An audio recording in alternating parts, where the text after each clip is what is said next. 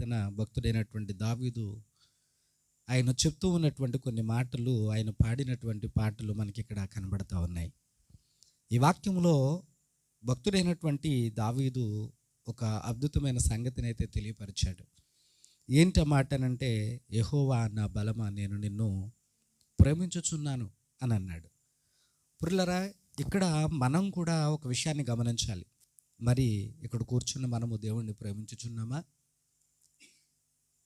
ఇక్కడ కూర్చున్నటువంటి మనము కూడా దేవుణ్ణి ప్రేమించుచున్నామా? ప్రియులారా, ఈ ప్రశ్న మనం కూడా వేసుకోవాలి. అసలు దేవుణ్ణి ప్రేమిస్తే ప్రేమించటం ఎట్లాగా? ప్రేమించటం అంటే ఏంటి? దేవుణ్ణి ప్రేమించాము అనడానికి ఏదైనా రుజువు ఉందా మన దగ్గర? దేవుణ్ణి ప్రేమించాము అనడానికి పోనీ మన దగ్గర ఏదైనా క్రియ ఏమైనా కనబడతా ఉందా? మరి నువ్వు దేవుణ్ణి ప్రేమించావు అని అంటే, ప్రేమించాను అని చెప్పే నీకు ఎలాగున్ని ప్రేమను రుజువుపరచగలవు? మీరు బాగా గమనించండి ప్రియులారా. ఈ రోజున లోక సంబంధమైనటువంటి ప్రేమను చాలామంది కలిగి ఉన్నారు. బిడ్డల మీద ప్రేమ కలిగి ఉండడం, అవి క్రియల్లో కనపడతా ఉన్నాయి. భార్యాభర్తల మధ్య ప్రేమ క్రియల్లో కనపడతా ఉంది. కానీ మరి నువ్వు దేవుణ్ణి ప్రేమించావు అనడానికి మరి ఏంటి రుజువు? ఎట్లాగా రుజువుపరచుకోవడం? ఈరోజు ఈ రాత్రికాల సమయంలో మనము కూడా అనుకోవచ్చు ఏమన్నానంటే, దేవుని మందిరానికి వెళ్ళడమే కదా దేవుణ్ణి ప్రేమించటం, ఆయన వాక్యం వినడమే కదా ఆయన్ని ప్రేమించటం, ఆయన కొరకు కానుకలు ఇవ్వడం ప్రేమించటం కదా. కాబట్టి ఆయన ప్రేమించటం అంటే మరి ఇంతకంటే రుజువులు ఏం కావాలి అని ఒకవేళ మనము అనుకుంటే అనుకోవచ్చు. ప్రియులారా, బాగా గమనించాలి. అయితే భక్తుడైనటువంటి దావీదు తాను ప్రేమించిన ప్రేమను నోటి మాటలతో చెప్పలా. తాను ఏ రీతిగా ప్రేమించాడో కూడా తను తన క్రియల్లో, తన జీవితంలో నిరూపించుకుంటూ వచ్చాడు. ప్రియులారా, ఆలోచించి అందుకనే భక్తుడైనటువంటి దావీదు ఏమని ప్రార్థన చేస్తాడు అని అంటే, ప్రభువా, నీ వాక్యమును అనుసరించి నడుచుకున్నట్టు ఎట్లో నాకు నేర్పించు. ప్రభువా, నీ ఆజ్ఞలలో ఉండుట ఎట్లో నాకు నేర్పించు. నీ న్యాయ విధుల ప్రకారంగా నడుచుకోవటం ఎట్లో నాకు నేర్పించు అని భక్తుడైనటువంటి దావీదు దేవునికి ఎన్నో మారులు దేవుని పాదాల దగ్గర ప్రార్థన చేస్తూ వచ్చాడు. ఎందుకు అలా ప్రార్థన చేశాడు అని అంటే, దావీదు ఒక విషయాన్ని కనుగొన్నాడు, ఒక విషయాన్ని తెలుసుకున్నాడు. దేవుణ్ణి ప్రేమించడం ఎలాగో తెలుసుకున్నాడు. ఇప్పుడు చెప్పండి, దేవుణ్ణి ఎలా ప్రేమించాం? మనం ఎలా ప్రేమించాలి? దేవుని యొక్క వాక్య లేఖనాల్లో ఒక మాట వ్రాయబడి ఉంటుంది. దేవుణ్ణి ప్రేమించడం అంటే ఏంటో చెప్తా ఉన్నాడు. చూడండి, 1 యోహాను పత్రిక 5వ అధ్యాయము 3వ వచనాన్ని ఒకసారి మనం చదువుకుందాం. మనము ఆయన ఆజ్ఞలను గైకొనుటయే. చూసారు దేవుని బిడ్డలారా, ఇప్పుడు దేవుణ్ణి ప్రేమించాం మనము అనడానికి ఏంటండి రుజువు? ఆయన ఆజ్ఞలను అనుసరించి నడుచుకోవడం, ఆయన ఆజ్ఞల ప్రకారంగా జీవించటం. ప్రియులారా, ఆలోచించండి. ఆయన మన కొరకు, మన శ్రేయస్సు కొరకు, మన ఆత్మీయ ఎదుగుదల కొరకు, మన విశ్వాసంలో మరింత బలపరచబడడం కొరకు, దేవుని ఎదుట మనము పరిశుద్ధులుగాను నీతిమంతులుగాను ఉండడం కొరకు దేవుడు మనకి కొన్ని ఆజ్ఞలను ఇచ్చాడు. కాబట్టి దేవుణ్ణి ప్రేమించాము అని ఏంటి రుజువు? ఎలా రుజువుపరుచుకోగలం మనము అని అంటే, ఇక్కడ దేవుని యొక్క వాక్యంలో భక్తుడైనటువంటి యోహాను గారు ఆయన చాలా అద్భుతంగా చెప్తున్న మాట, నీవు దేవుని ఆజ్ఞలను అనుసరించి నడుచుకోవడమే నువ్వు దేవుణ్ణి ప్రేమించటం అని అన్నాడు. అందుకనే భక్తుడైనటువంటి దావీదు దేవునికి ప్రార్థన చేస్తూ, ప్రభువా, నీ ఆజ్ఞలను అనుసరించి నడుచుకోవడం నాకు నేర్పించు, నీ కట్టడలను అనుసరించి నేర్చుకోవడం నాకు నేర్పించు అని దేవునికి ప్రార్థన చేస్తూ వచ్చాడు. కాబట్టి దేవుని బిడ్డలారా, ఈ రాత్రి భక్తుడైనటువంటి దావీదు అవన్నీ అనుసరిస్తూనే వచ్చాడు. ఒక బెత్షెబా విషయంలో తప్ప దావీదు ఎప్పుడూ దేవుని ఆజ్ఞను ధిక్కరించలా. దేవుని ఆజ్ఞను మీరి ఎప్పుడూ బ్రతకలా. ఎప్పుడూ కూడా దేవుని బిడ్డలారా దేవుని ఆజ్ఞకు వ్యతిరేకంగా కూడా వెళ్ళలా. దేవుని యొక్క న్యాయ విధులను, ఆయన శాసనములను, ఆయన యొక్క కట్టడలను అనుసరించుకుంటూ నడిచాడు. ఎప్పుడూ కూడా ఆయన క్రమం తప్పల. ఎప్పుడూ కూడా దేవుని బిడ్డలారా ఆయన పద్ధతి తప్పి ప్రవర్తించలేదు. ఒక బెత్షెబా విషయంలోనే పొరపాటు జరిగింది తప్ప ఇక ఏ విషయంలోనూ తను పొరపాటుగా నడుచుకోలేదు. పిల్లరా, అంత జాగ్రత్త పడ్డాడు. దేవుణ్ణి అనుసరించి నడుచుకోవడంలో చాలా గొప్ప జాగ్రత్తపరుడైన. అందుకని రాత్రి దేవుని యొక్క వాక్యంలో ఏమని చెప్పబడిందనంటే, యెహోవా నా బలమా నేను నిన్ను ప్రేమిస్తున్నాను అని అంటాడు. నిజమే కదా. భక్తుడైనటువంటి దావీదుకి బలం ఎవరు? దేవుడే. అందుకనే యెహోవాయే నా బలము అని అంటాడు. పురులారా ఆలోచించే, ఆయన బలమును ధరించుకున్నవాడు. ఇప్పుడు ఆయన బలమును ఎవరు ధరించుకుంటారు అని అంటే, ఆయన్ని ఎవరైతే ప్రేమిస్తారో వాళ్ళందరూ కూడా ఆయన బలమును ధరించుకున్న వాళ్ళే.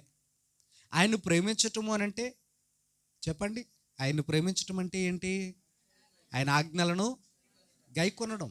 ఇప్పుడు దావీదు బలం ఎట్లాంటిది? దావీదు బలం ఎట్లాంటిది అని అంటే, దేవుని బలమే దావీదు బలం. దావీదుకి ఆ బలం ఎక్కడి నుంచి వచ్చింది? దేవుణ్ణి ప్రేమించాడు గనక వచ్చింది. దావీదు దేవుణ్ణి ప్రేమించాడు గనక దేవుడు దావీదుకి ఆ బలం ఇచ్చాడు. ఇప్పుడు దావీదు ప్రేమించడం అని అంటే ఎలా నిరూపించుకున్నాడు అని అంటే, దావీదు దేవుని ఆజ్ఞలను అనుసరించి తన ప్రేమను నిరూపించుకున్నాడు. దేవునికి స్తోత్రం.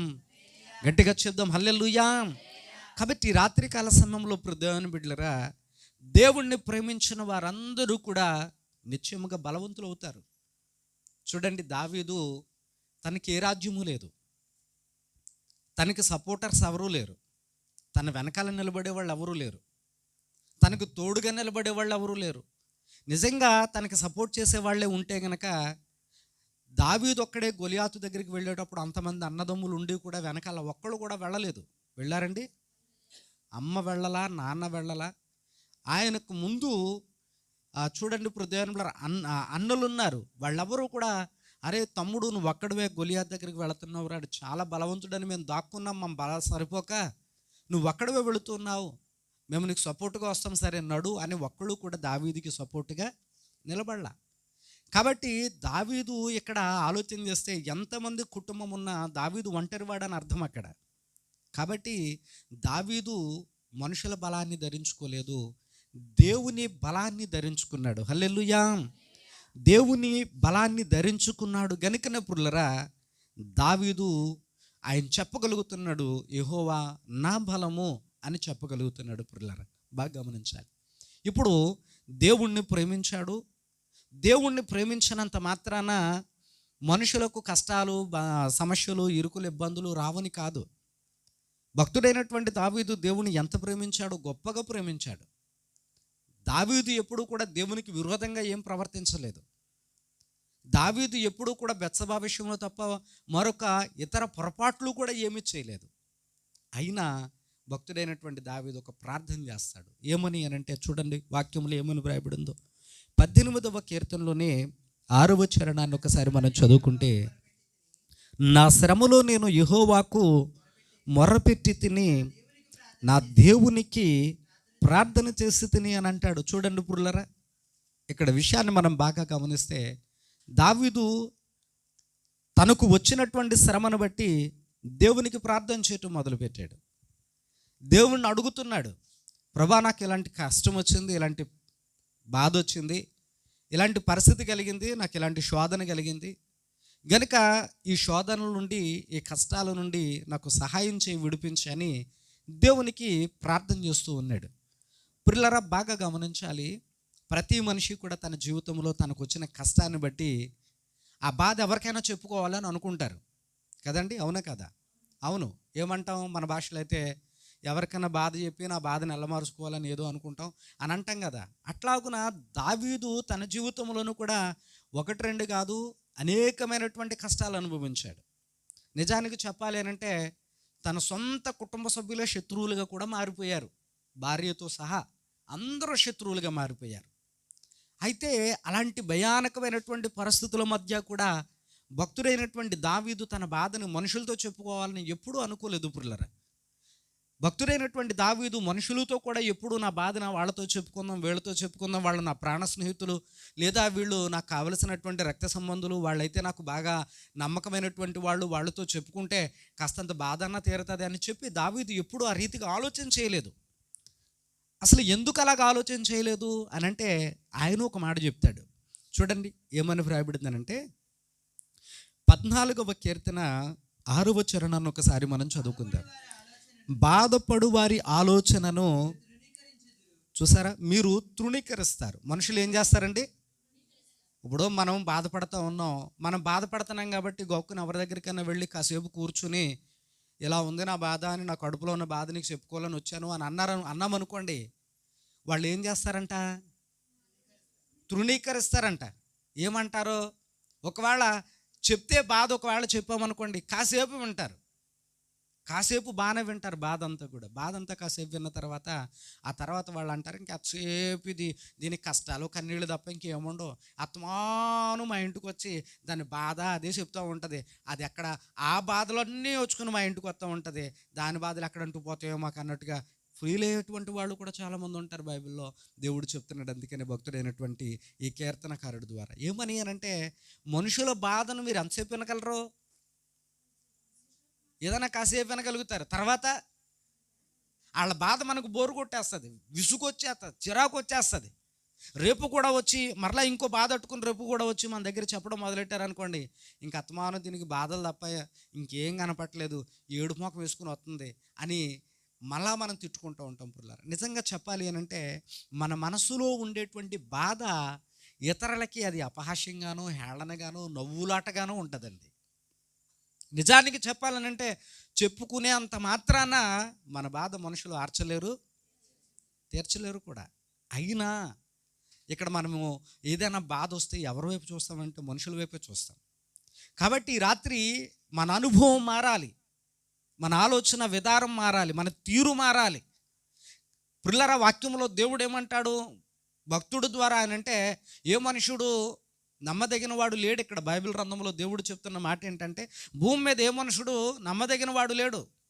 ఒకవేళ నీ బాధ అంతా ఏదన్నా ఎవరితో నమ్మి చెప్పావనుకోండి, ఇక నీ ఊరు వాడ గుట్టు రొట్టయిపోవడం తప్ప, నీ జుట్టు చేతిలోనికి వెళ్ళి నేను ఆడించడం తప్ప, ఇదిగో నా ఇంటికి వచ్చి పలానా రోజున ఇలా ఏడిసిందని నీ గురించి చెడ్డగా చెప్పుకోవడం తప్ప, లేదంటే నలుగురు కూర్చున్న చోట నీ గురించి చెడ్డగా మాట్లాడుకుని నీ బాధను వాళ్ళు నవ్వులాటగా మార్చుకుని నేను అపహాస్యం చేయడం తప్ప ఇక్కడ ఏమీ మిగిలేదు. లేదు పురులారా, నీ బాధ పోయేది ఏమీ లేదు. నీ బాధ పోయే మార్గం అయితే మనుషుల దగ్గర దొరకదు. అందుకని ఈ విషయాన్ని భక్తుడైనటువంటి దావీదు తెలుసుకున్నాడు. నేను ఎవరి దగ్గరికి వెళ్ళి చెప్పినా నా జుట్టాల చేతిలో ఉంటుంది, నా గుట్టంతా పోతుంది. నేను నా బాధ ఎవరి దగ్గరికి వెళ్ళి చెప్పినా నా బాధ వాళ్ళకి అపహాస్యంగాను నవ్వులాటగాను ఉంటుంది. కాబట్టి నా బాధ ఎవరికి చెప్పాలి అని వెతికి ఆఖరికి ఒక సత్యాన్ని కనుగొన్నాడు అతను. ఏంటి అని అంటే, నా బాధ దేవునితో చెప్తే నా బాధ ఆయనకి చెప్పడం వల్ల నా బాధ ఎవరికి చెప్పడైనా, నన్ను అపహాసం చేయడు, నా బాధను చూసి నవ్వడైనా, నా కష్టం వచ్చిందని ఆయన నన్ను హేళన చేయడు, ఆయన హక్కును చేర్చుకుని నా బాధను అర్థం చేసుకుని తగిన సమయమందు, ఎప్పుడండి చెప్పండి, ఎప్పుడు? తగిన సమయమందు ఆయన నిశ్చయముగా నాకు సహాయం చేస్తాడు అని భక్తుడైనటువంటి దావీదు ఒక విషయాన్ని తెలుసుకున్నాడు. ప్రియులారా, మనుషులతో చెప్పకూడదు అని నేను చెప్పట్లా. మన కొరకు ప్రార్థించేవాళ్ళు, మన గుట్టుని గుట్టుగా ఉంచే వాళ్ళకి చెప్పడంలో తప్పు లేదు. బాగా గమనించాలి. దేవుణ్ణి నమ్మి నిజంగా దేవుణ్ణి ఆరాధించి నిజంగా దేవుని యొక్క వాక్యానికి లోబడేటువంటి వాళ్ళు మాత్రమే మనం ఒకవేళ నమ్మి వాళ్ళకి చెప్తే అది గుట్టుగా ఉంచుతారు. ఒకవేళ లేదు, లోకంలో ఉన్నటువంటి వాళ్ళకి చెప్పామనుకోండి, నువ్వు అలా చెప్పి ఇంటికి వెళ్ళేలాగా ఊరు గడపలన్నీ దాటిపోతుంది. అందుకనే భక్తుడైనటువంటి దావీదు తన జీవితాన్ని ఎక్కడ చులకం చేసుకోవడానికి ఇష్టపడలేదు. తన బ్రతుకును బట్టికెళ్ళి, తన కష్టాలను బట్టికెళ్ళి ఆళ్ళేళ్ళకి చెప్పి తన జీవితాన్ని దిగజార్చుకోవాలని ఎప్పుడూ అనుకోలేదు. పురులారా, ఒక విషయాన్ని మీరు బాగా గమనించండి. మన కొరకు నమ్మకంగా ప్రార్థన చేసేటువంటి వాళ్ళకి చెప్పడంలో తప్పు లేదు, కానీ మన బాధ ఇతరులకు ఎప్పుడైనా చెప్పామా, నీ జీవితం వాళ్ళ చేతిలో పెట్టి నిన్ను నువ్వు లోకు చేసుకున్నట్టే లెక్క, నీ స్థాయిని నువ్వు దిగజార్చుకున్నట్టే లెక్క. వాళ్ళ ముందు నీ పరిస్థితి మొత్తం పడిపోయింది అని అర్థం, నీ స్థాయి దిగజారిపోయిందని అర్థం. ఎప్పుడైతే ఒకళ్ళ దగ్గరికి వెళ్ళి నీ బాధను వాళ్ళకు చెప్పావో, నీ కష్టాన్ని వాళ్ళకు చెప్పావో, నీ గుట్టు వాళ్ళకు చెప్పావో, నీ ఇంట్లో జరుగుతున్నటువంటి పరిణామాల గురించి మాట్లాడావో, లేదా నీ బిడ్డ గురించో, నీ భర్త గురించో, లేదనంటే నీకున్నటువంటి నీ కుటుంబ సభ్యుల గురించో ఇతరుల దగ్గరికి వెళ్ళి ఎప్పుడైతే ఒకళ్ళ వేళ బయట వాళ్ళకి చెప్పామో, అప్పుడు మన స్థాయి దిగజారిపోయినట్టు పురులారా ఆలోచించి. అందుకనే మనం ఎవరన్నా మన బాధ ఒకవేళ తీరాలి, ఎవరితో చెప్పుకోవాలి అని అంటే నమ్మకంగా మన కొరకు ప్రార్థించే వాళ్ళు ఎవరున్నారు? అలాంటి వాళ్ళను చూసుకుని వాళ్ళకి చెప్పి ప్రభు పాదాల దగ్గరకు వచ్చి మన బాధ అంతా ఆయనకు చెప్పుకుంటే ఆయన మన గుట్టు పరుల దగ్గర పెట్టేవాడు కాదు ప్రియులారా. కాబట్టి ఇక్కడ భక్తుడైనటువంటి దావీదు ఆ విషయాన్ని తెలుసుకున్నాడు. ఇక్కడ మొదటి విషయాన్ని మీరు బాగా మర్చిపోవద్దు. మొదటి విషయంలో దావీదు దేవుణ్ణి ప్రేమించాడు. ప్రేమించడం అని అంటే మాటలతో కాదు, ఆయన ఆజ్ఞలను అనుసరించి మరలా ఆయన ఆజ్ఞలను అనుసరించి న్యాయ విధులను అనుసరించి నిరూపించుకున్నాడు ఆయన ప్రేమను. అయితే అలాంటి వాని జీవితంలో వచ్చినాయి కొన్ని కష్టాలు, శ్రమలు. ఆ శ్రమలు వచ్చినప్పుడు మనుషుల దగ్గరికి పరిగెత్తుకుని పోలా, మోకరించి ప్రభు పాదాలు పట్టుకుని దేవునికి ప్రార్థన చేయటం మొదలుపెట్టాడు. ప్రభా, ఇదిగో నేను శ్రమలో ఉన్నాను అని భక్తుడైనటువంటి ఈ దావీదు యెహోవాకు మొరపెట్టుకున్నాడు, దేవునికి ప్రార్థన చేయడం మొదలుపెట్టాడు. చూడండి, ఆయన అంటాడు ఈ 6వ చరణములో, నా శ్రమలో నేను యెహోవాకు మొరపెట్టి తిని నా దేవునికి ప్రార్థన చేసి తిని ఆయన తన ఆలయములో ఆలకించి నా ప్రార్థన అంగీకరించాడు. నా మొర ఆయన సన్నిధిని చేరి ఆయన చెవులను చొచ్చాను అని అంటాడు పురులరా. అంటే ఆయన నా ప్రార్థన ఆలకించాడు, నా ప్రార్థన ఆయన దగ్గరికి చేరింది, ఇప్పుడు ఆయన నాకు ఉత్తరం ఇవ్వబోతా ఉన్నాడు. బాగా గమనించండి పురులరా. ఇప్పుడు దేవుడు కూడా కొన్ని విషయాలు మాట్లాడుతున్నాడండి. భక్తుడైనటువంటి దావీదు ఏం చేశాడు? ఫస్ట్ దేవుణ్ణి ప్రేమించాడు. అలాంటి దేవునితో ప్రేమలో ఉన్నప్పుడు ఆయన జీవితంలోనికి ఏమొచ్చినాయి? కొన్ని శ్రమలు వచ్చాయి. ఆ శ్రమలను బట్టి ఆయనకి ప్రార్థన చేస్తూ ఉన్నాడు. మనుషుల దగ్గరికి వెళ్ళాలా, ఎందుకనంటే మనుషులు తృణీకరిస్తారు, అవమానపరుస్తారు, ఆ మాటలన్నీ చెప్పిన తర్వాత నవ్వుకుంటారు.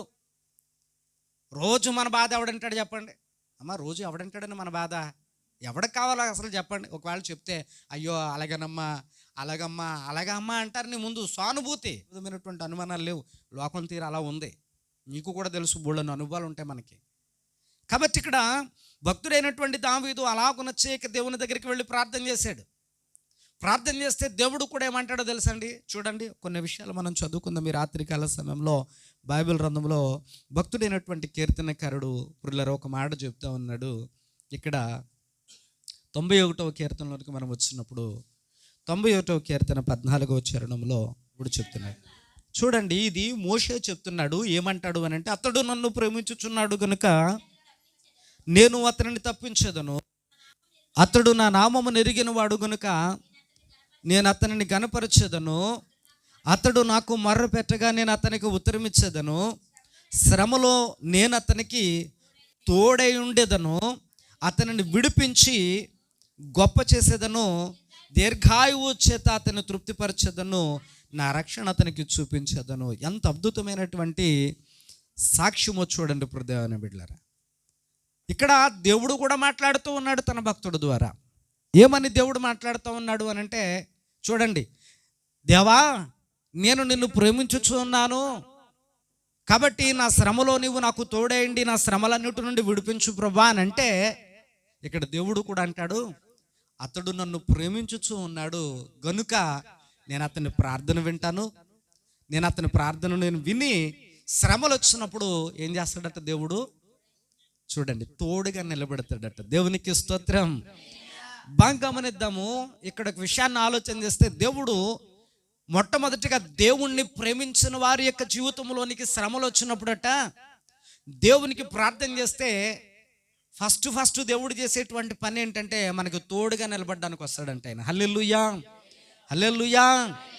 ఆయన మనకు తోడుగా నిలబడడానికి వస్తాడట.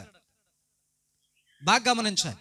అంటే చూడండి, మనం శ్రమ వచ్చినప్పుడు మనకి ఎవరు తోడుగా నిలబడకపోయినా, మనుషులు ఎవరు మన చుట్టూ లేకపోయినా, ఒకవేళ మన బాధ పెద్దగా వాళ్ళకి పట్టించుకోకపోయినా, ఒకవేళ మనం చెప్పిన వాళ్ళకి అర్థం కాకపోయినా, మన బాధ వాళ్ళకి చులకనగా ఉన్నా, ఒకవేళ మన స్థితి ఒకవేళ ఏమాత్రము కూడా వాళ్ళకి అపహాస్యంగా అనిపించినా, ఒకవేళ వాళ్ళు మనల్ని చిన్న చూపు చూసినా, కానీ దేవుని యొక్క వాక్యములో దేవుడైతే ఒక మాట చెప్తున్నాడు, దేవుడు చిన్న చూపు చూడడు. హల్లెలూయా, హల్లెలూయా. మనుషుల దగ్గరికి వెళ్ళి ఈవేళ రేపు ఎల్లుండి నీ బాధ చెప్పు చూడు, ఎల్లుండి కనపడతారేమో అమ్మా. ఒకవేళ నువ్వు ఒకవేళ వాళ్ళకి చెప్పడానికి వెళ్ళినా నిన్ను చూసి వాళ్ళు సైడ్ అయిపోతే చూడండి, వాళ్ళు వేరే పని పట్టుకొని ఎక్కడికైనా వెళ్ళిపోతే చూడండి పురులారా, ఆలోచన చేయండి. కానీ ఇక్కడ దేవుని యొక్క వాక్యంలో దేవుడు అట్లా చేయట్లేదు. ఆయన ఏం చెప్తున్నాడు అనంటే, బైబిల్ గ్రంథంలో ఆయన అంటాడు, దేవుని బిడ్డలారా, నేను ఆయనకి మొర్రపెట్టి తిని ఆయన నాకు ఉత్తరం ఇస్తూ ఉన్నాడు. ఏమని ఆయన అంటాడు అనంటే, అతడు నన్ను ప్రేమించాడు గనుక నేను అతనిని విడిపిస్తాను, నేను అతనిని తప్పిస్తాను. ఆ శ్రమల్లో నుండి మొట్టమొదటిగా నేనేం చేస్తానంటే, ఆ శ్రమలో ఉన్నటువంటి వ్యక్తికి తోడుగా నిలబడతాను. దేవునికి స్తోత్రం, హల్లెలూయా. అసలు మనకి నిజంగా చాలా శ్రమ వచ్చినప్పుడు మనం ఒంటరితనంతో కుమిలిపోతూ ఆ బాధ ఎవరితో చెప్పాలో తెలియనప్పుడు నిజంగా అలాంటి తోడు ఎవరైనా మన పక్కకు వచ్చి నిలబడి, ఏం పర్లేదు, నువ్వు అలా ఏడక, ఎందుకు నేను ఉన్నాను కదా అని అంటే ఎంత ధైర్యంగా ఉంటుందో చెప్పండి. వాళ్ళు ఏం చేయక్కర్లా, కోట్ల రూపాయలు తీసుకొచ్చి మనకేమీ ఇవ్వక్కర్లా. ఒక్క మాట, ఒక మనిషి మన పక్కకు వచ్చి నిలబడి, ఎందుకు అలా ఏడుతున్నావు, ఏమొచ్చిందని, ఏం జరిగిపోయిందని, నేను లేనా నీ పక్కన, ఏం పర్లేదు, ఏమన్నా నేను చూసుకుందాం అని అన్నారనుకోండి, మనకి కొండంత ధైర్యం. అందుకని ఈ రాత్రి దేవుని యొక్క వాక్య లేఖనాల్లో భక్తుడు ఆ విషయాన్ని తెలుసుకున్నాడు గనక, దేవునితో నా బాధ చెప్పుకోవడం వల్ల, నా కష్టం ఏదైనా ఉంటే ఆయనతో చెప్పుకోవడం వల్ల, ప్రియులారా బాగా గమనించండి, మన బాధ అయినా మన కష్టమైనా ఆయనతో చెప్పుకోవడం అని అంటే మోకాళ్ళుని ప్రార్థన చేయటం, మనం ఎలుగెత్తి గొంతెత్తి దేవునికి చెప్పడం, దేవునికి ప్రార్థన చేయటం, దేవునికి విజ్ఞాపన చేయటం. దేవుని బిడ్డలారా, కాబట్టి రాత్రికాల సమయంలో భక్తుడైనటువంటి ఈ యొక్క దావీదు అలాగున దేవునికి ప్రార్థన చేశాడు. ప్రార్థన చేసి ఆయన చెప్తున్నాడు, దేవుని బిడ్డలారా, ఈయన ప్రార్థన చేస్తే దేవుడు అంటున్నాడు, అతడు నన్ను ప్రేమించాడు కనుక ఇప్పుడు నేను అతన్ని, చూసారా, నేను అతనిని అందులో నుండి తప్పిస్తానన్నాడు. ఆలోచన చేయాలి. కాబట్టి దేవుడు తోడుగా నిలబడనంతసేపే, దేవుడు తోడుగా నిలబడితే ప్రియులారా, నీ కన్నీళ్ళు ఆ క్షణమే తుడిచివేయబడతాయి, నీ కష్టాలు ఆ రోజే తీర్చబడతాయి, నీకున్నటువంటి సమస్యలకు ఆ రోజే పరిష్కారం దొరుకుద్ది. ఆ రోజు వరకు నిరీక్షణతో విశ్వాసం గలవారమే మోకరించి ప్రార్థన యందు పట్టుదలతో సాగిపోవాలి. భక్తుడైనటువంటి దావీదుకి అలాంటి శ్రమ వచ్చినప్పుడు దేవుడు వచ్చి కలగ చేసుకుని తన పక్షాన నిలవబడే వరకు కూడా దావీదు ప్రభు పాదాలు విడిచిపెట్టలేదండి. ఒక రోజు 2 రోజులు ప్రార్థన కాదు దావీదుది. దావీదుకి శ్రమ వచ్చినప్పుడు ఆయన చాలా రోజులుగా ప్రార్థన చేస్తూ కొన్ని మాటలు చెప్తాడు. ఇంటి మీద ఉన్న ఒంటరి పిచ్చిలాగా చూస్తున్నాను ప్రభా అంటాడు ఒక మాటలో. మరొక మాటలు అంటాడు, రోజు నా కన్నీళ్ళే నాకు పానీయములై ఆ కన్నీళ్లు తాగి బతుకుతున్నాను ప్రభా అని అంటాడు. మరొక మాటలో అంటాడు, అయ్యా నేను ఉపవాసం ఉండి ప్రార్థన చేసి చేసి చేసి చేసి నా శరీరం నా ఎముకలకు అంటుకుపోతుంది అని అంటాడు. మరొక మాటలో ఆయన అంటాడు, ఇక నేను ప్రార్థన చేసి చేసి చేసి ఇక నేను గోతులోనికి పోయే వాని వలె అయిపోయాను ప్రభువా అని అంటాడు. అంటే ఎన్నాళ్ళ నిరీక్షణ ఉంటుంది, ఎన్నాళ్ళ ప్రార్థన ఉంటుంది.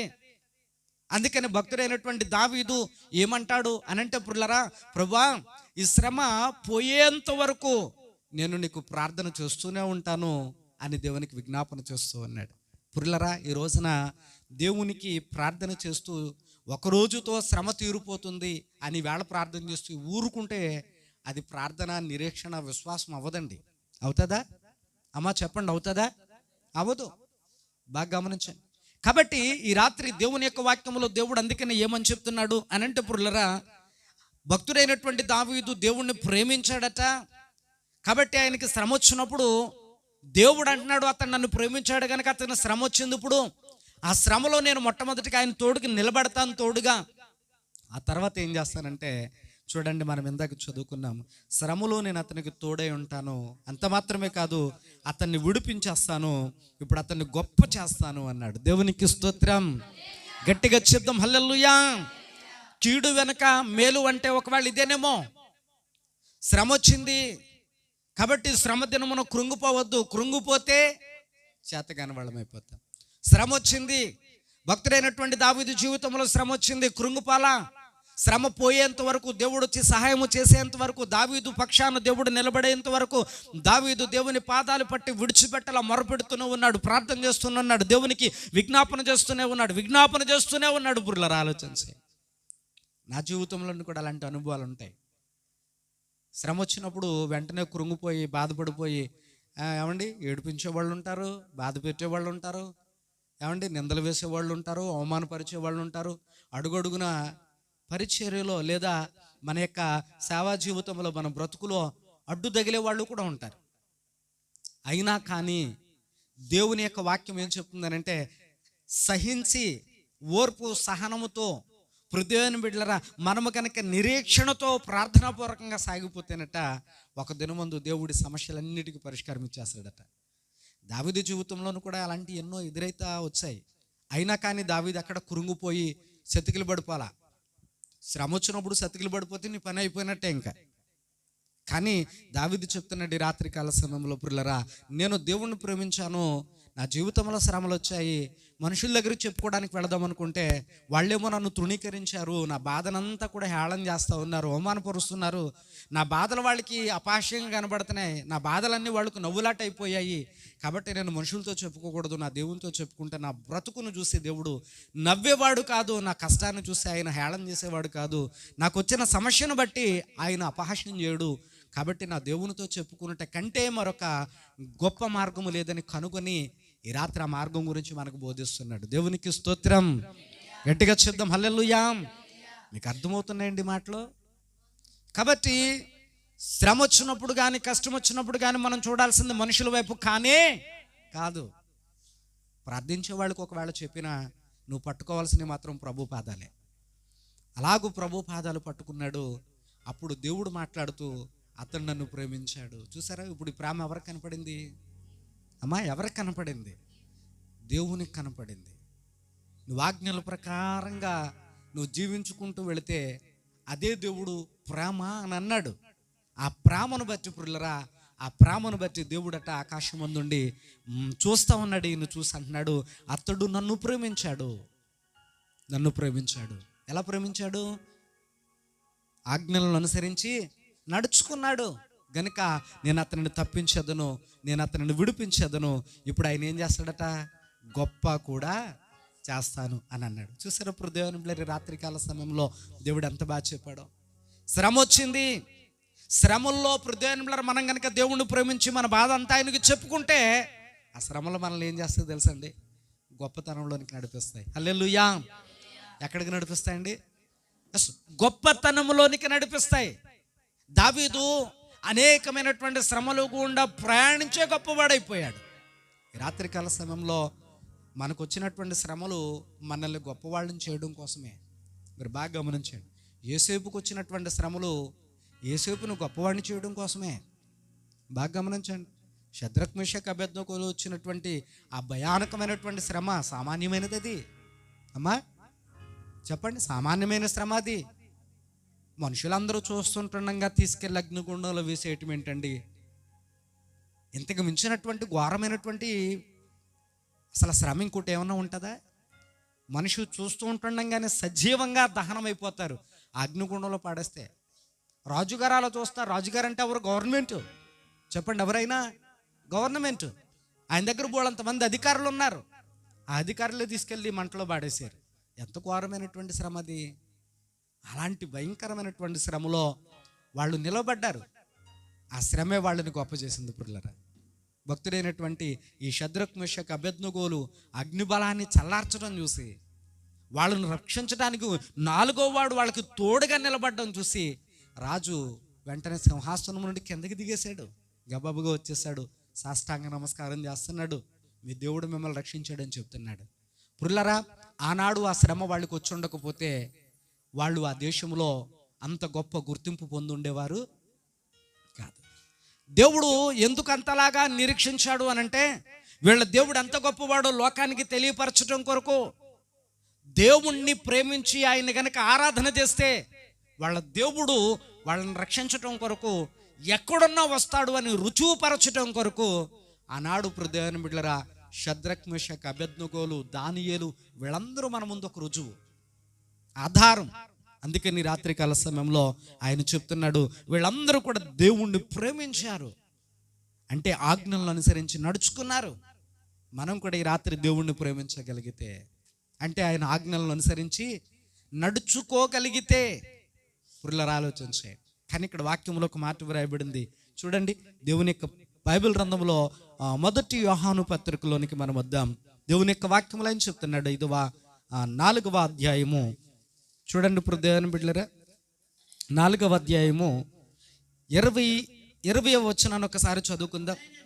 ఎవడైనాను నేను దేవుణ్ణి ప్రేమిస్తున్నాను అని చెప్పి ఒకవేళ తన సహోదరుని ద్వేషించిన ఎడల, చూసారు ఇప్పుడు దేవుని బిడ్డలారా, మనము దేవుణ్ణి ప్రేమించేస్తున్నాను, నేను ఆరాధించేస్తున్నాను, నేను బాగానే దేవుణ్ణి స్తుతించేస్తున్నాను, మందిరానికి వెళ్ళిపోతున్నాను అని చెప్పి నీ పక్కన ఉన్నటువంటి వారి గురించి తప్పుడుగా మాట్లాడి వారిని హృదయంలో ద్వేషిస్తే మనం ఎవరమవుతాం అమ్మా? ఎవరమైపోతాం మనం? పచ్చి అబద్ధాలు మాట్లాడే అబద్ధికులం అయిపోతాం. ఎవరి దృష్టిలో? దేవుని దృష్టిలో అబద్ధికులం అయిపోతాం. ఇప్పుడు ప్రభా నేను నిన్ను ప్రేమిస్తున్నాను అయినా అని ఇక్కడికి వచ్చి ఎలుగెత్తి గొంతెత్తి మోకరించి ప్రార్థన చేసి కన్నీళ్లు విడిచి కిందకి వెళ్ళిన తర్వాత అది అలాంటిదే, ఈడు ఎలాంటోడే అని ఒకవేళ మనం ద్వేషించామనుకో మనసులో, మనకంటే పెద్ద అబద్ధికులు ఇంకెవరో. ఇప్పుడు దేవుడు మనల్ని ప్రేమించడు, మనం శ్రమ వచ్చినప్పుడు ఎంత మొరపెట్టినా వినడు, మనకి తోడుగా నిలబడడు, అందులో నుంచి మనల్ని విడిపించడు కూడా. మీరు బాగా ఆలోచన చేయండి ఈ మాటలు. దేవుణ్ణి ప్రేమించటం అనంటే ఒక ప్రార్థనకు రావడమే కాదు, దేవుణ్ణి ప్రేమించటం అనంటే ఆరాధన చేయడమే కాదు, కానుకలు ఇవ్వడమే కాదు, వచ్చి కూర్చోవడమే కాదు. దేవుణ్ణి ప్రేమించటము అనంటే మనం అందరిని సమానత్వంతో ప్రేమించాలి. ఆ ప్రేమ ఎవరిలో నిలిచి ఉంటుందో అప్పుడు వాళ్ళు అంటారనమాట, వాళ్ళని గురించి అంటాడనమాట దేవుడు, వాళ్ళు నన్ను ప్రేమిస్తున్నారు కనుక. బాగా గమనించండి, మనందరికీ ఒక ఉపమానం తెలుసు. యేసు ప్రభువు వచ్చాడట, వస్తే వాళ్ళు అంటున్నారు, నేను నీ దగ్గరకు వచ్చాను, నువ్వు నాకు వస్త్రం ఇచ్చావు అని అంటే, నువ్వెప్పుడు వచ్చావు ప్రభా? నేను నీకు ఎప్పుడు ఇచ్చాను వస్త్రం? నేను నిన్ను చూడలేదు కదా అని అంటే, ఇదిగో వస్త్రము లేనివాడై వస్త్రహీనుడిగా వచ్చినప్పుడు నువ్వు అతనికి వస్త్రాన్ని ఇచ్చావు, వస్త్రహీనులకు వస్త్రం ఇచ్చావు కనుక, ప్రేమించావు కనుక అది నాకు ఇచ్చినట్టే అని చెప్పాడు దేవుడు. ఆకలితో వచ్చినప్పుడు నువ్వు ఆహారం పెట్టావే, అది నాకు పెట్టినట్టే, అలాగూ నాకు ఆహారం పెట్టి నన్ను ప్రేమించావు అని అంటాడు. ఆశ్రయము కోరి వచ్చినప్పుడు కాసేపు ఉండి ఇక్కడ కూర్చో అని మంచినీళ్ళు ఇచ్చావే, ఆ వ్యక్తికి, నిరాశ్రయులకి, ఆకలితో ఉన్న వాళ్ళకి, వస్త్రహీనులుగా ఉన్న వాళ్ళకి, వాళ్ళలో ఏ ఒక్కరికి చేసినా అది నువ్వు నాకు చేసినట్టే, అలా చేసావు నువ్వు అని అన్నాడంటే దేవుడు. పురుల ఆలోచించే ఈ రోజున మన పరిస్థితి ఎట్లా ఉందనంటే, క్రైస్తవ బిడ్డలమని చెప్పుచు ఇక్కడ దేవుణ్ణి ఆరాధన చేస్తూ దేవుని మందిరాన్ని విడిచి బయటికి వెళ్ళిన తర్వాత ఇతరులను ద్వేషిస్తూ, ఇతరులను దూషిస్తూ, ఇతరుల గురించి కొండెపు మాటలు మాట్లాడుకుంటూ, ఇతరుల గురించి తప్పుడుగా మాట్లాడుకుంటూ, పైకి పళ్ళు కిలించి నవ్వుతూ, ఆ నవ్వు వెనకాల విషాన్ని నింపుకుని హృదయంలో వాళ్ళ మీద ద్వేషాన్ని పెంచుకొని వాళ్ళ గురించి తప్పుడుగా అక్కడెక్కడ మాట్లాడుతూ ఉంటే, ఆకాశం ముందు ఉన్నటువంటి దేవునికి నీలో ప్రేమ కాదు కనిపించేది, నీలో ఉన్న అబద్ధం, మోసం, ద్వేషం ఇవే కనబడతాయి. దావీదు అలా చేయలేదు. అందుకనే దావీదు దేవునికి ఏమని ప్రార్థన చేస్తాడో తెలుసా అప్పుడు దేవుని బిడ్డలారా? ప్రభువా నా మీద దురాలోచన చేయు వారిని నువ్వు మార్చు, ప్రభువా లోకంలో ఉన్న పాపం చేయు వారిని నువ్వు మార్చు. గత వారం ముందు నేర్చుకున్నాం, మీకు గుర్తుంది ఈ వాక్యం? ప్రభువా ఇదిగో ఈ దుష్టత్వంలో ఉన్నటువంటి మనుషులను నువ్వు మార్చు అని దేవునికి ప్రార్థన చేస్తూ వచ్చాడు. ఇప్పుడు దేవుని బిడ్డలారా ఆలోచించే, దావీదు ఎవరిని ద్వేషించలా. అందుకనే దావీదు దేవుణ్ణి ప్రేమించాడు అని దావీదు నోటి మాటలతో ఏం చెప్పలా, నిరూపించుకున్నాడు. అందుకనే దేవుడు ఆకాశం ముందుండి చూసినప్పుడు, దావీదు నన్ను ప్రేమించాడు కనుక నేను కూడా అతన్ని ప్రేమిస్తాను, కనుక అతన్ని తప్పిస్తాను, అతన్ని విడిపిస్తాను, ఇప్పుడు అతన్ని ఏం చేస్తాను? గొప్ప చేస్తాను. దేవునికి స్తోత్రం. దావీదు గొప్పవాడయ్యాడండి అమ్మా, చెప్పండి, అయ్యాడు గొప్పవాడు? అసలు దేవుడు గొప్పవాడయ్యాడు, అది దావీదు గొప్పవాడయ్యాడు. కనుక ఈ రాత్రి కాల సమయంలో ప్రియులరా, శ్రమ ఎందుకు వస్తుంది మనకి అని అంటే, మనల్ని గొప్పతనంలోనికి నడిపించడం కోసం. కనుక ఈ రాత్రికాల సమయంలో ప్రియులరా, నువ్వు దేవుణ్ణి ప్రేమించగలిగితే, నువ్వు శ్రమలో ఉన్నప్పుడు దేవుడు చూస్తూ ఊరుకునేవాడు కాదు, నీకు తోడుగా నిలబడతాడు, నీ పక్షాన నిలబడతాడు, నిన్ను తప్పించి విడిపించి నిన్ను గొప్ప చేస్తాడు. కనుక దావీదు అందుకనే దేవునికి ప్రార్థన చేస్తూ, ప్రభా నేను నిన్ను ప్రేమిస్తున్నానన్నాడు, శ్రమ వచ్చినప్పుడు నేను నీకు మొరపెడుతున్నానన్నాడు, అయ్యా ఈ శ్రమలో నుండి నేను విడిపించమని ప్రార్థన చేస్తున్నాను అని చెప్పాడు. మనుషులకు చెప్తే నాయన నా బాధ వాళ్ళకి నవ్వులాట కావచ్చు, కానీ నువ్వు నా పక్షాన్ని నిలబడతావని దేవునికి ఎలుగెత్తి గొంతెత్తి ప్రార్థన చేశాడు. అందుకని ఈ రాత్రి దేవుడు అతడు నన్ను ప్రేమించాడు కనుక నేను అతనిని తప్పించేదనని ఉత్తరం ఇచ్చాడు. ఈ రాత్రి కాల సమయంలో ప్రియులారా, ఒకవేళ బహుశా నీకు కూడా ఏదో కష్టం ఉండుండొచ్చు, బాధ ఉండుండొచ్చు, వ్యాధి ఉండుండొచ్చు, దుఃఖం ఉండుండొచ్చు. కానీ మనుషులు ఆర్చలేనిది తీర్చలేనిది, మనుషుల వైపు చూస్తే నీ ఆశ భంగమైపోతుంది, నువ్వు నష్టపోతావు. ఒకవేళ నువ్వు సిగ్గుపడవచ్చు, మోసపోవచ్చు. కానీ దేవుణ్ణి నమ్మిన వాడెవ్వడు మోసపోయినట్టు కానీ, నష్టపోయినట్టు కానీ, భంగపడినట్టు కానీ, సిగ్గుపడినట్టు కానీ ఎక్కడా చెప్పబడలా. నిజంగా నువ్వు దేవుణ్ణి ప్రేమించి చూపించు. దేవుడు ఎలాంటి పరిస్థితుల్లో ఉన్నా నీకు తోడుగా నిలబడకపోతే చూడు, నిన్ను విడిపించడమే కాదు, నిన్ను తప్పించడమే కాదు, గొప్ప చేసే బాధ్యత కూడా ఆయనే తీసుకుంటాడు. ఇప్పుడు నిర్ణయం నీ చేతిలో ఉంది ప్రియులారా. ఈ రాత్రి కాల సమయంలో దేవుడు నీతో మాట్లాడిన మాట, ఆ మాటను బట్టి నువ్వు దేవుణ్ణి ప్రేమిస్తావో, లేదా నేను దేవుణ్ణి ప్రేమిస్తున్నానని చెప్పుకొనొచ్చు మనుషులను ద్వేషిస్తూ, నేను చాలా గొప్ప ప్రార్థన, చాలా గొప్ప దీవెన, చాలా గొప్ప ఆరాధన అని వట్టి డబ్బాలాగా తిరుగుతావో, ఈ రాత్రి నీకు నీవే నిర్ణయించుకో. దేవుడు ఒక మంచి అవకాశం ఇచ్చాడు.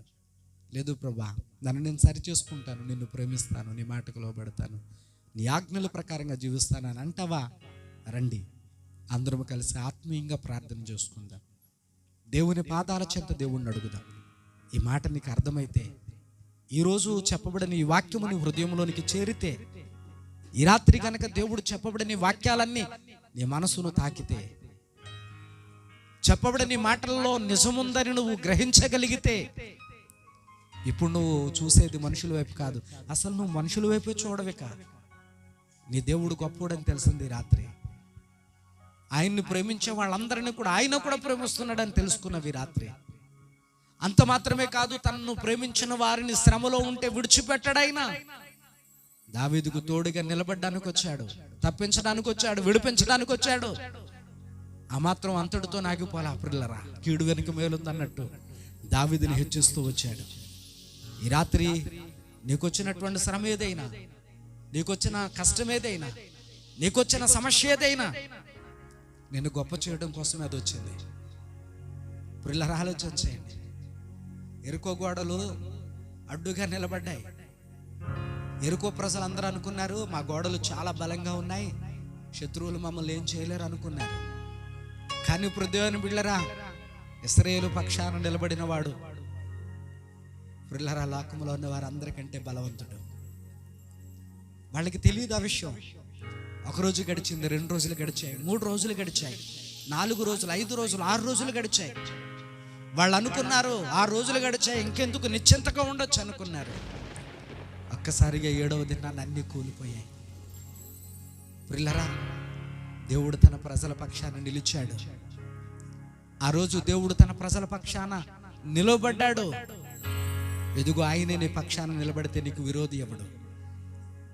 కనుక రాత్రి కాల సమయంలో ప్రియులారా, ఈ వాక్యం నీకు అర్థమైతే, ప్రభువా, శ్రమ వచ్చినప్పుడు అది నన్ను గొప్ప చేయడానికే వచ్చిందని నేను తెలుసుకుని నిన్ను ప్రేమించి నీ పాదముల దగ్గర ప్రార్థించే ఒక బలమైన వ్యక్తిగా ఈ రాత్రి నన్ను సిద్ధపరచునైనా. అలాంటి మనసు తండ్రి, నిన్ను ప్రేమించటం అంటే అయ్యా ఇదిగో పొరుగు వారిని ప్రేమించటం, సహోదరిని ప్రేమించటం, నీ ఆజ్ఞల ప్రకారంగా జీవించటం. అయ్యా ఇదిగో నీ మందిరంలోనికి వచ్చి నిన్ను ఆరాధిస్తూ, ఏ నాలుగుతైతే మీ నామాన్ని ఆరాధించాను, ఏ నాలుగుతైతే మీ నామాన్ని స్తుతించాను, ఏ నాలుగుతైతే మీ నామాన్ని అయ్యా మహిమపరిచాను, అదే నాలుగుతో మరలా వీధిలోనికి వెళ్ళి అయ్యా నా పక్క వారిని, నా తోటి వారిని, వీధిలో ఉన్న వారిని, గ్రామంలో ఉన్న వారిని నాకు నచ్చలేదని అయ్యా వారిని క్షమించటం మాని ద్వేషిస్తూ ఒకవేళ వారి మీద పగ పెంచుకుని ఒకవేళ కొండపు మాటలు చెప్తూ ఉన్నానేమో, అలాంటి హృదయం నా యొద్ద నుండి తొలగించు ప్రభా. ఈ రాత్రి ప్రార్థన చేయి ప్రభు. నీ ప్రార్థన ఆలకిస్తే ఈ రాత్రి నీ పరిస్థితి మార్చబడుతుంది, నీ స్థితిగతులు మార్చబడతాయి. దేవుడు నీ ప్రార్థన వింటే ఈ రాత్రి హృదయాన్ని బిడ్డలరా, దేవుడు నిన్ను గొప్ప చేయటం మొదలు పెడతాడు. శ్రమలు వచ్చాయని కృంగిపోయావా? ఎప్పటి వరకు నలిగిపోయావా? విసుగుపోయావా? సిగ్గుపడిపోయినట్టు అయిపోయావా? ఒక్కసారిగా దేవుడు కలగజేసుకోవడం మొదలు పెడితే, నీ పక్షాన్ని నిలబడటం మొదలు పెడితే, ఎంతమంది నిన్ను చూసి నవ్వుకున్నారో, ఎంతమంది నిన్ను చూసి చేదరించుకున్నారో, ఎంతమంది నిన్ను చూసి చిన్న చూపు చూశారో, ఎంతమంది నీ కష్టాన్ని చూసి నవ్వులాటలాడుకున్నారో, చెప్పుకుని అపహాస్యం చేశారు. నీ కష్టాన్ని, నీ కన్నీళ్లను చూసి ఎంతమంది నవ్వుకున్నారో వాళ్ళందరూ చూస్తుండగానే దేవుడు నిన్ను గొప్ప స్థితిలోనికి నడిపిస్తాడు. అన్న వాళ్ళ నోళ్ళని మోయిస్తాడు. ఈ రాత్రి దేవుడు నీతో మాట్లాడు అని అంటే నీ స్థితి ఏమై ఉందో ఆ స్థితిని మార్చడం కోసమే ఈ రాత్రి రండి ప్రార్థన చేద్దాం. ఎలుగెత్తి గొంతెత్తి దేవుణ్ణి అడుగుదాం. ఆ స్థితిని మార్చగలిగిన వాడు నీవని ప్రభువుని వేడుకుందాం. పరిశుద్ధుడు మా తండ్రి, అవు కృపయో కనికరములు కలిగిన మా దేవా, ఈ పరిశుద్ధమైన గణనామానికి వేల కొలది వందనాలు చెల్లించి ప్రార్థిస్తున్నాను బాబు. ఈ రాత్రి నాయన ఏ వాక్యమైతే మేము విన్నామో, ఏ వాక్యమైతే నీవు నాకు బోధించావో ఆ వాక్య ప్రకారంగా నేను బ్రతకడానికి, ఆ వాక్య ప్రకారంగా జీవించడానికి అట్టి గొప్పదైన కృప మాకు అనుగ్రహించి అయ్యా మీ మేలు చేత నింపండి. శ్రమ వచ్చినప్పుడు మేము కృంగిపోయే వారంగా కాకుండా, మనుషుల వైపు చూసే వారంగా కాకుండా అయ్యా మీ పాదాలు పట్టుకుని దావీదులాగా ప్రార్థించేవారిగా, ఒక యోబులాగా ప్రార్థించేవారిగా, ఒక షద్రక్ మెషక్ అబేద్నెగో దానియేలులాగా మీ పాదాలు పట్టి ప్రార్థించేవారిగా మా కట్టి గొప్ప సహనము, ఓర్పు, నిరీక్షణతో కూడిన విశ్వాసము దయచేవారు బాబు. ఈ వాక్యం మా జీవితాల్లో బహు ఆదరణకరంగా, బలాన్ని చేకూర్చేదిగా, అయా మీ వైపు మమ్మల్ని నడిపించేదిగా నిలబెట్టమని మా అందరిని మీ చేతులకు అప్పగించుకుంటూ యేసుక్రీస్తు ప్రభు యొక్క శక్తి కలిగిన నామంలో ప్రార్థన చేస్తూ ఉన్నాను మా తండ్రి. ఆమేన్.